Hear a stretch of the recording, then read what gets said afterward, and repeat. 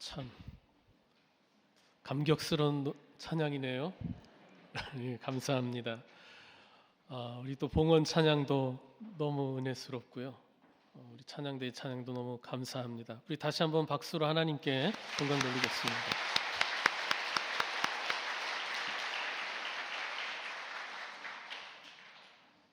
우리 서로 인사합시다. 사랑합니다. 축복합니다. 서로 인사 나누겠습니다.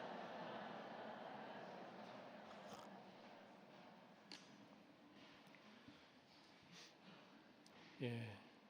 논어의 위정편에 보면은 공자가 자기 인생을 이야기하면서 뭐 나이 몇에는 뭐 하고 하면서 나이 70이 되어서는 종심소욕 불유구라고 했습니다. 종심소욕, 마음이 하고자 하는 대로 따라도 불유구, 법도에 어긋남이 없었다라는 뜻이죠. 그러니까 70이 되어서는 자기 마음의 작용이 하늘의 뜻에 어긋나지 않았다. 즉 하늘과 나의 마음이 일치되었다라고 하는 그런 의미인데, 존 웨슬리 목사님이 말했던 그리스도인의 완전히 의미하는 바도 바로 그와 비슷한 경지가 아닐까 생각됩니다. 그런데 그렇게 되기 위해서 그 전에 거쳐야 할 단계들이 있죠. 공자가 나이 먹어서 40에 부록하고 50에 지천명하고 그리고 60에 이순이라고 했습니다. 이순.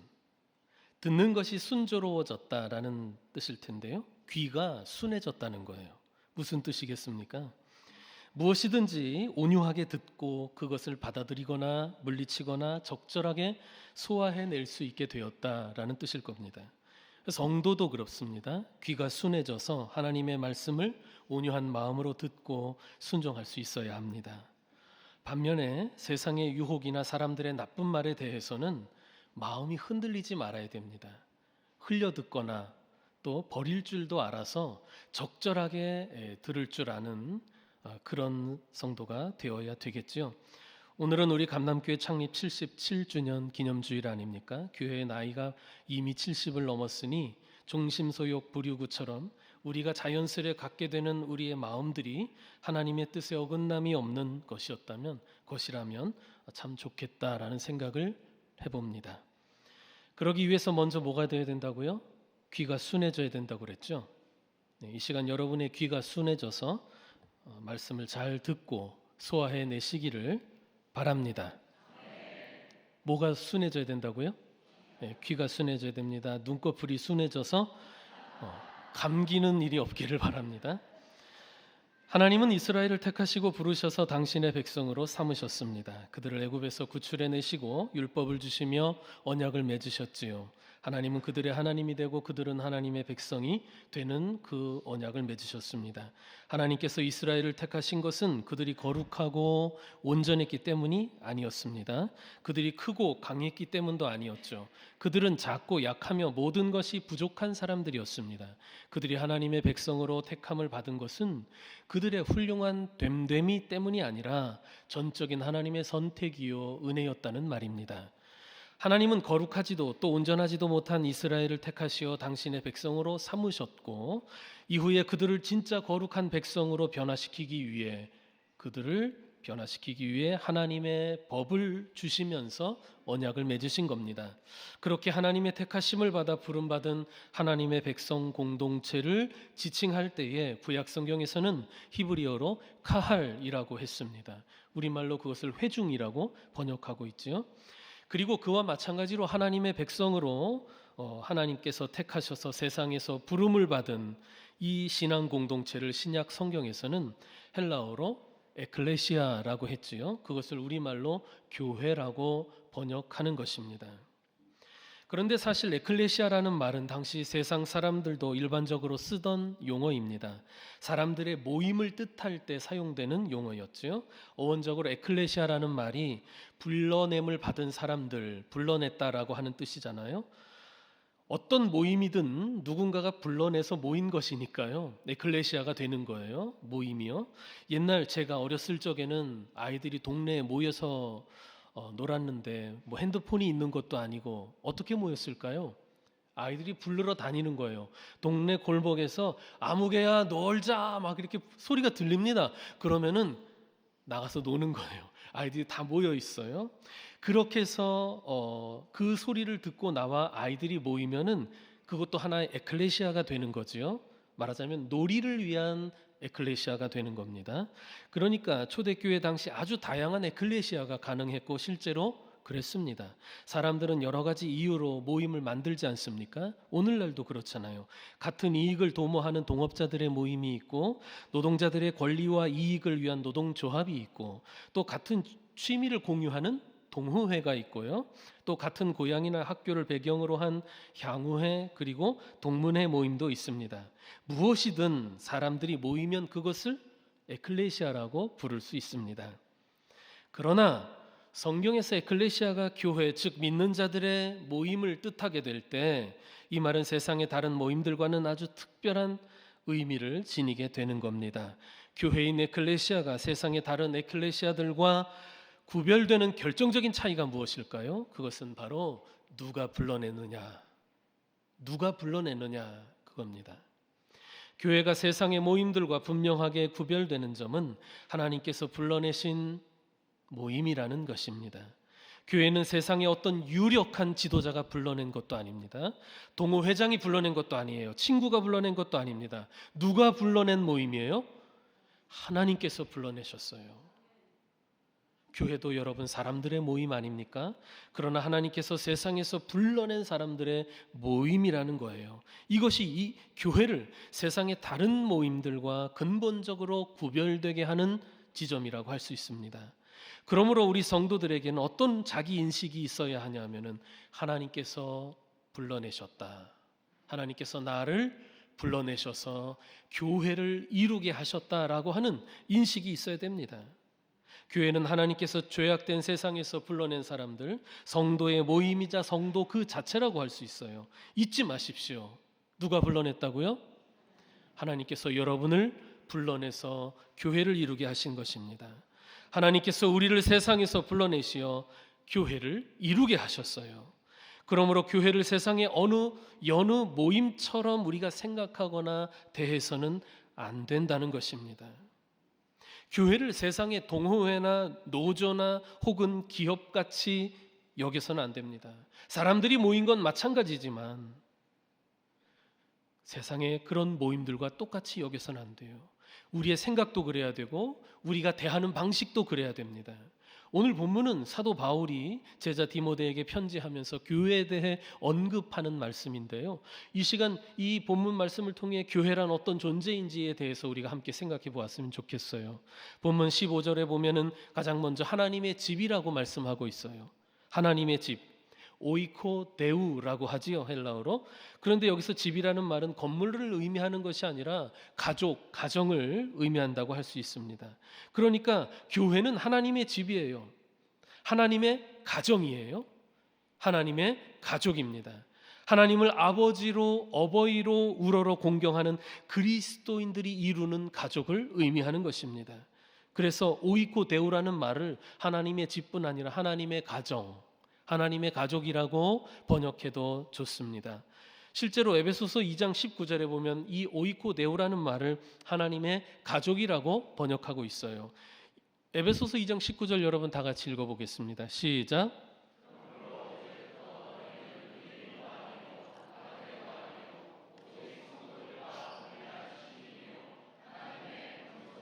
아멘. 하나님의 권속이라고 했죠. 가족이라는 뜻입니다. 권속이.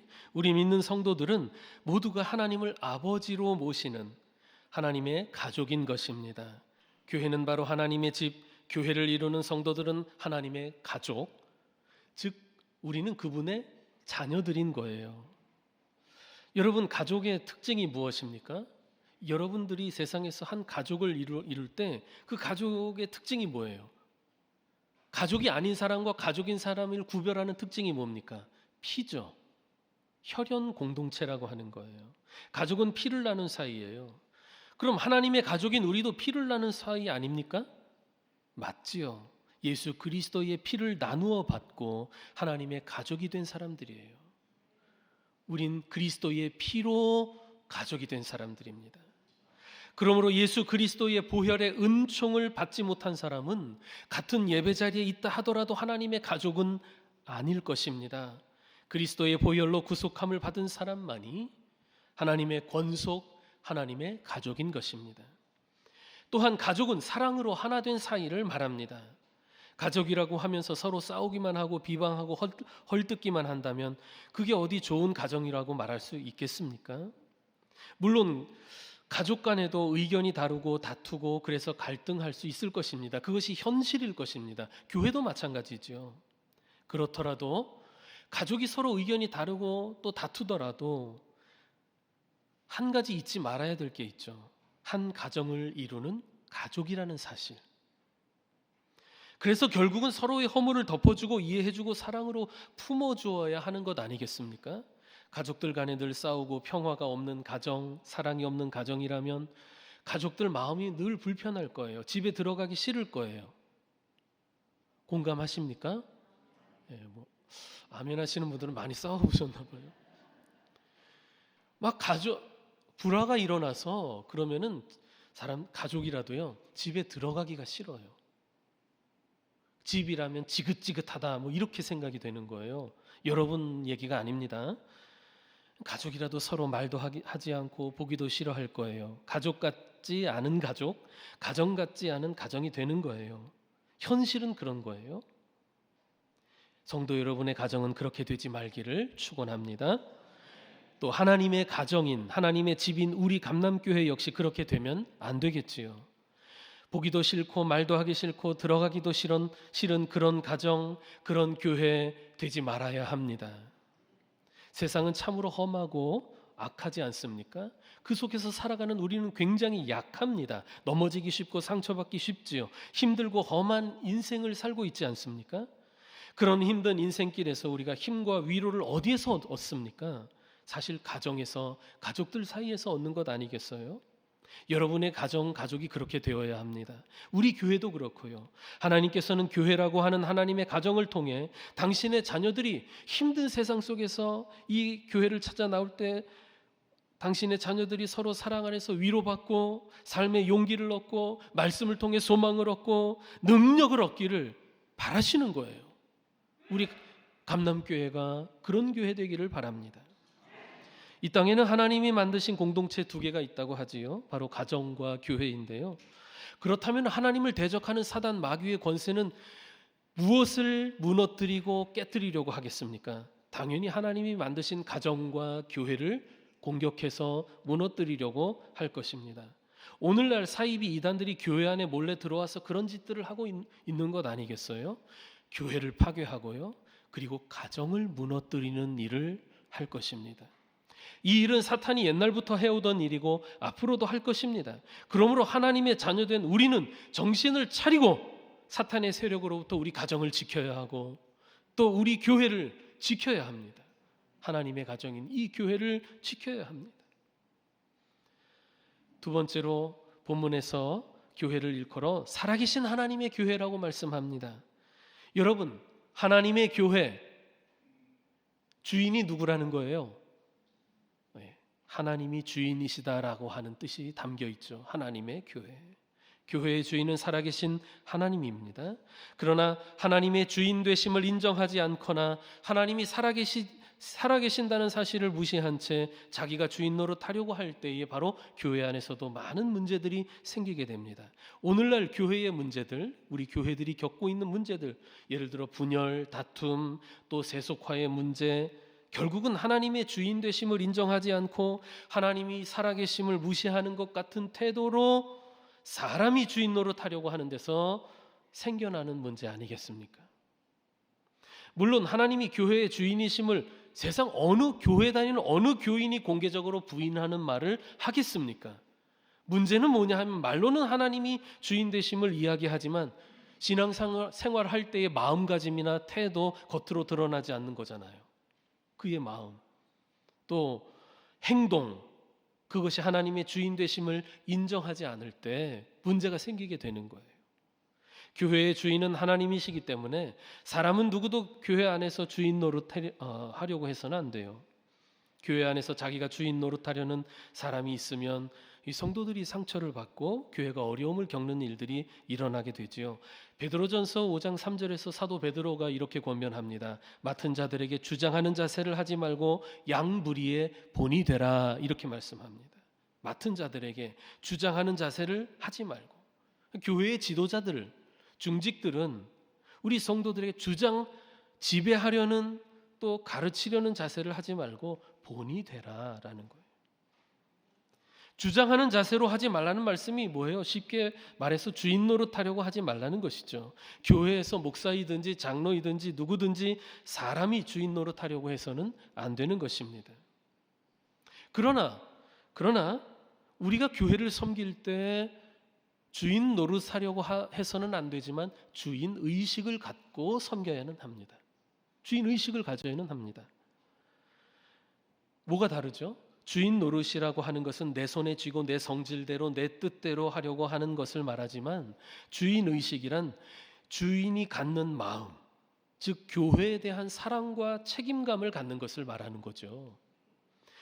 정말 주인이신 하나님이 교회에 대해서 갖고 계시는 그 하나님의 심정을 우리 섬기는 자들도 갖고 교회를 섬길 때 그게 주인 의식을 갖는 거예요. 우리가 주인은 아닙니다. 우리는 청직이요 종입니다.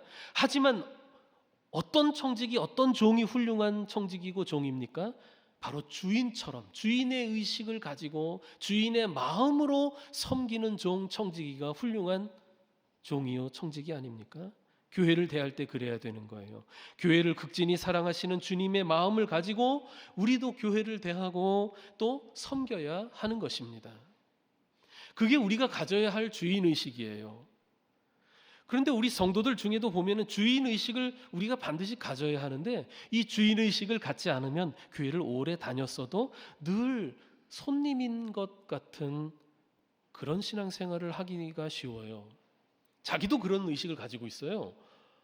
주인이 아니라 그냥 손님인 것처럼. 그러나 여러분, 우리는 하나님께서 불러서 이루게 하신 교회이기 때문에 우리 모두가 한 사람 한 사람이 다 주인의식을 가지고 각자의 자리에서 섬길 수 있어야 됩니다. 우리 교회, 감남교회 주인이 누구예요? 하나님이세요. 왜 대답을 잘 못하세요? 우리 감남교회 주인은 누구십니까? 아멘. 그리고 우리는 그 하나님의 심정을 가지고, 우리 교회를 사랑하시는 그 하나님의 마음을 가지고 섬겨야 하는 청직이요 종인 줄로 믿습니다. 한번 따라해 봅시다. 주인 노릇하지 말자. 주인의식 갖고 섬기자. 아멘. 우리가 교회 안에서 쓰는 말 중에 섬긴다는 말 많이 하지 않습니까? 우리가 왜 교회를 섬긴다고 할까요? 그냥 일한다, 작업한다 라고 하지 않고 우리는 섬긴다고 이야기하지 않습니까? 어감이 다르죠? 의미가 다른 거예요. 우리가 세상 직장에서 일을 하거나 어떤 작업을 할 때는 그걸 섬긴다고 하지 않지요. 일한다고 해요. 작업한다고 해요. 세상 일에서는 그게 얼마나 효율적으로 많은 이윤을 만들어낼 수 있는지를 생각하고 계산하고 따지면서 하는 거예요. 철저하게 경제 원리에 근거해서 일하려고 하고 작업을 하는 거 아닙니까? 그러나 교회에서 섬기는 일은 그와 다르다는 거죠. 경제 원리나 효율성의 원리를 초월해 있는 것입니다. 그렇다고 해서 비경제적이어야 한다, 비효율적이어야 한다, 그 얘기하는 게 아닙니다. 어떤 때는 교회에서 하는 일도, 교회의 섬김도 경제적이어야 하고 효율적이어야 하는데, 그것이 가장 주된 원리라는 것은, 원리가 되어서는 안 된다는 거죠. 그게 제일 중요한 것은 아니라는 거예요. 교회에서의 봉사와 섬김은 세상이나 직장의 작업이나 일과는 다르게 작동하는 뭔가 다른 원리가 있는데, 사랑의 원리요, 은혜의 원리인 것입니다. 경제적 이윤과 사적인 이익을 먼저 생각하는 것이 아니라 교회와 다른 성도들의 영적인 유익함을 먼저 생각해야 되는 것입니다. 그럴 때 우리의 섬김 가운데 감동이 있고 기쁨이 있고 감사가 있는 거예요. 세상이나 직장에서는 일을 효율적으로 해서 많은 이윤을 남기면 칭찬받고 또 좋아하지 않습니까? 그러나 그렇다고 해서 그것이 영혼의 기쁨을 주고 또 감사와 감동이 있는 것은 아니죠. 교회의 섬김이나 봉사가 세상의 일이나 작업과 다른 것이 바로 그거예요. 원리가 다르기 때문에 결과가 다른데요. 여러분, 복음서에서 300데나리온이나 나가는 값진 향유 옥합을 깨뜨려서 단번에 예수님께 부어드렸던 여인의 이야기 아시죠? 그 여인의 섬김에 대해 생각해 봅시다. 여인이 어떤 경제적인 원리나 효율성에 근거해서 그런 일을 한 게 아니잖아요. 주님을 사랑하는 마음에 그렇게 한 겁니다. 내가 무엇을 드려도 아깝지 않기에 주님께 단번에 나의 소중한 것을 드린 것 아닙니까? 그래서 바로 거기에 감사와 감동이 있는 것이고 주님의 은혜가 흐르는 것 아니겠습니까? 그런 게 섬김이라는 거예요. 교회의 섬김은 그런 거예요. 그런데 그 여인의 섬김을 경제성이나 효율성의 원리에 입각해서 바라본 사람들이 있어요. 제자들이 바라보았습니다. 그렇게. 그러면서 그 제자들이 여인의 행동을 비난하고 꾸짖지 않습니까? 뭐라고 꾸짖어요? 허비한다고. 왜 그렇게 낭비하냐고 말이죠. 그러나 주님의 생각은 어떠했습니까? 주님은 그런 제자들을 질책하시면서 그 여인의 섬김을 칭찬해 주시지 않았습니까? 그리고 오랫동안 교회가 기억하게 될 것이라고 하셨지요. 성도 여러분, 우리는 하나님이 주인이신 교회에서 작업하는 사람이 아니라 섬기는 사람들이 되어야 합니다. 하나님을 섬기는 것이요, 하나님의 가정인 교회를 섬기는 것입니다. 무슨 원리로? 사랑의 원리요, 은혜의 원리로 말입니다. 세 번째로 본문이 교회에 대해서 말씀하는 것은 진리의 기둥과 터라고 말씀합니다. 기둥이라는 것은 헬라어로 스틸로스, 터라고 하는 것은 헤드라이오마라고 하는 말인데 이것을 번역한 거예요. 말 그대로 기둥은 건물을 지탱해주는 지주이고 터는 건물의 바탕이 되는 기초를 말하죠. 건물에 없어서는 안 되는 것들이죠. 여러분, 건물이 건물로서 세워지고 유지되며 제 역할을 하려면 반드시 든든한 기둥과 터가 있어야만 합니다. 기둥과 터가 없는 집은, 그런 건물은 상상할 수가 없는 거예요. 우리가 흔히 공중 누각이라고 하죠. 터가 없는. 그 공중 누각은 적어도 기둥은 있을 겁니다. 근데 우리가 이것 기둥과 터가 없는 거는 상상할 수가 없는데, 그러면 오늘 말씀에서 교회가 진리의 기둥과 터라고 하신 이 말씀의 뜻은 무엇이겠습니까? 진리라고 하는 건물이 있다면 우리 교회는 그 진리를 떠받치고 유지하고 지탱하는 바로 기둥과 터와 같다라고 하는 거예요.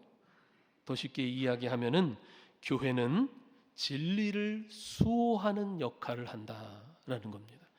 진리가 세워지고 진리가 유지되고 지탱될 수 있도록 그 복음의 진리를 지켜내는 역할을 교회가 해야 된다라는 뜻입니다. 역사적으로 복음의 진리는 세상의 많은 가치들, 비진리와 반진리들, 그것들로부터 지속적인 공격과 도전 혹은 교묘한 혼합과 야합의 유혹을 받아왔다고 할 수 있습니다. 교회는 그런 공격과 도전 그리고 혼합과 야합의 유혹으로부터 복음의 진리를 수호하는 역할을 해야만 했습니다. 물론 그 역할을 역사적으로 잘 수행했던 적도 있지만 그렇지 못해서 복음의 진리가 훼손되어 비진리가 진리로 둔갑되었던 일도 있었을 겁니다. 교회의 역사는 세상 가치들의 도전에 대한 응전의 역사라고 해도 과언이 아닐 것입니다. 세상의 유행, 세상의 가치, 또 이단적 가르침, 그것들의 도전과 공격에 응전해야 했던 교회의 역할, 오늘날 우리가 갖고 있는 거예요. 오늘날도 마찬가지 우리의 역할과 사명이지요. 만일 하나님의 말씀, 복음의 진리를 우리가 굳게 붙들고 있지 못하다면 교회와 성도는 금방 세상의 풍조와 가치에 쉽게 현혹되고 혹은 동화되고 말 것입니다. 이렇게 교회와 성도가 세상의 가치에 쉽게 현혹되고 또 동화되는 것을 우리가 세속화라고 하는 것 아니겠습니까? 교회 안에 그리고 우리 교회를 이루는 성도들의 그 가치관 속에 하나님의 진리의 말씀이 아닌 세상의 가치가 자리 잡고 그것이 삶을 주도하게 되는 것, 그것이 세속화입니다. 그때 복음의 진리는 어떤 형편에 처하게 되겠습니까? 세상의 가치를 가치가 우리의 삶을 주도하게 되면 복음의 진리는 뒷전으로 물러나게 되겠죠. 혹은 이 세상의 가치에 부역하는 역할을 하게 될 수도 있습니다. 오늘날 교회가 맞닥뜨린 세속의 가치 중에 가장 강력한 것이 무엇일까? 여러 가지들이 있겠지만 저는 물질주의, 배금주의라고 생각합니다. 물질을 얻기 위해 사람들이 사는 것처럼 살아요. 물질을 얻기 위한 무한 경쟁과 약육강식의 그 비정함을 이 세상은 마치 당연한 것처럼 여기고 가르치고 추구하지 않습니까? 세상은 자유경쟁 혹은 기회균등 이와 같은 이야기를 원리로 표방하고 있지만 사실은 그 나타나는 현실은 약육강식 혹은 적자생존이라고 해야 더 정확한 것 같아요. 여러분, 이미 자본의 유무나 또 물질적 기반의 차이가 너무나 다른 상황에서 자유경쟁이다, 기회균등이다 하는 것은 그야말로 약육강식과 뭐가 다르겠습니까? 그래서 자본과 물질적 기반이 약한 사회적 약자들이 도태되는 것을 보호하고 방지하기 위해서 우리 사회 공동체가 공적인 분야에서 다루어야 할 문제들이 있는 거예요. 공적인 분야. 각자 알아서 해라가 아니라 공적인 분야에서 다루어야 할 그 문제들이 있는데 저는 그것이 복지와 의료와 교육이라고 생각합니다. 그런데 우리 사회가 이런 것들에서마저 자본과 경쟁의 원리가 당연시 되어 가고 있는 모습을 볼 때에는 두려운 마음이 들어요. 심지어 교회 안에서도 그것이 당연한 것처럼 또 오히려 그 가치를 이렇게 지지하는 것처럼 보여질 때 문제는 이런 세상의 물질적인 가치가 교회 안에서까지 강력한 힘을 발휘하고 있다는 거 아니겠어요? 그것이 복음의 진리를 대처하거나 훼손시키고 물들여 놓고 있는 것 아니겠습니까? 교회의 구성원인 성도들의 마음과 삶이 이렇게 세상의 원리, 특히 물질적 가치에 젖어들고 또 주도되고 있으면 교회 역시 세속화되는 거죠. 이렇게 말씀드리고 싶어요. 그리스도의 복음은 세상적 가치를 정당화하거나 그것을 또 빠르고 쉽게 얻는 방법을 알려주는 도깨비 방망이가 아니다. 도구가 아니다 라고 말이죠. 성도의 신앙은 복음과 하나님 나라의 가치를 통해서 세상적 가치들을 분별하고 판단하고 또 대안을 제시하고 그렇게 해서 복음의 진리에 교회와 성도들의 삶이 이끌리도록 하는 것이죠. 그게 중요한 거예요. 저는 이것을 우리 성도들이 이해하기 쉽게 빨리 와닿게 이런 식으로 표현하곤 합니다. 세상에 물들지 말고 말씀에 길들여지십시오 라고요. 한번 따라해 볼까요? 세상에 물들지 말자. 말씀에 길들여지자. 교회는 진리의 기둥과 터입니다. 앞으로도 우리 감남교회가 그리스도의 이 복음의 진리를 굳게 붙잡고 또 지탱하고 또 비진리 반진리와 싸워서 승리하게 되기를 축원합니다. 교회는 하나님의 집입니다. 하나님의 가정이지요. 교회를 이룬 성도들은 그리스도의 피를 나눈 영적인 가족이고요. 그러므로 우리는 서로 사랑하고 하나가 되어 교회를 무너뜨리려는 악의 세력에 끝까지 대항해야 할 것입니다. 또한 교회의 주인은 하나님이심을 잊지 말아야 합니다. 사람이 주인 노릇하려고 해서는 안 되고 또 그런 줄로 착각해서도 안 됩니다.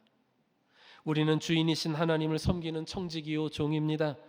우리가 주인 노릇하려고 해서는 안 되지만 섬길 때 주인 의식은 가져야 합니다. 주인 의식이란 주인이신 하나님의 심정을 우리가 갖고 섬겨야 한다는 겁니다. 그렇게 섬길 때 감동이 있고 은혜가 있고 우리 성도들의 삶에 복이 되는 것입니다. 그리고 교회는 진리의 기둥과 터입니다. 복음의 진리를 수호해야 합니다.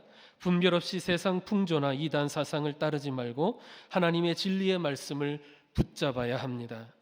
세상에 물들지 말고 말씀에 길들여지는 성도가 됩시다.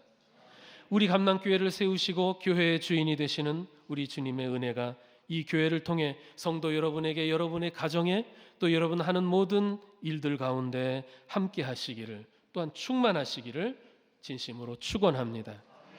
기도합시다. 우리를 죄악된 세상에서 불러내시어 교회를 이루게 하신 하나님 아버지, 우리 감남교회를 세우시고 지난 77년간 이 교회를 통해 세상의 복음의 진리를 전하게 하시고 많은 이들에게 구속의 은혜와 복을 내려주시니 감사합니다. 앞으로도 우리 감남의 성도들이 그리스도의 피로 형제됨을 깨닫고 교회를 통해 진리의 말씀을 배우며 섬기고 또 그 말씀대로 행할 수 있도록 우리를 성령으로 충만하게 하옵소서. 예수님의 이름으로 기도드리옵나이다. 아멘.